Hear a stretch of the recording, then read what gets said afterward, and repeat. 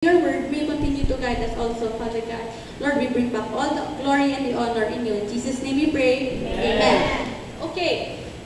What is love? Many of us toss around this word easily. From Barney's theme song, I love you, you love me. Hasta pati sa tourism marketing na slogan, pagto sa adulterer looking for an excuse. Tiki palangga ko siya.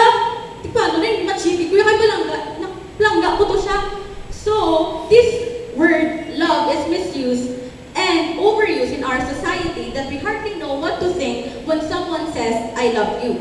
So today we will ask, what are the characteristics of God's love? How does it differ from our modern conception of love?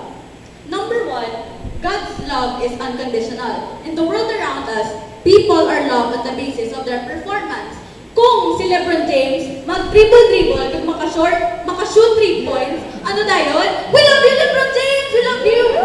Tapos, when someone stimulates us, when someone pleases us, we appreciate what they do, and we use the term love to describe our response. But God's love is not based on our performance. God's love instead is unconditional. Consider Romans chapter 5, verses 6 to 8. You see, at just the right time, when we were still powerless, Christ died for the ungodly. Very rarely will anyone die for a righteous man. So for a good man, someone might possibly dare to die. But God demonstrates His own love for us in this. While we were still sinners, Christ died for us. So saan nagpakamatay? Si Jesus? Sang kita?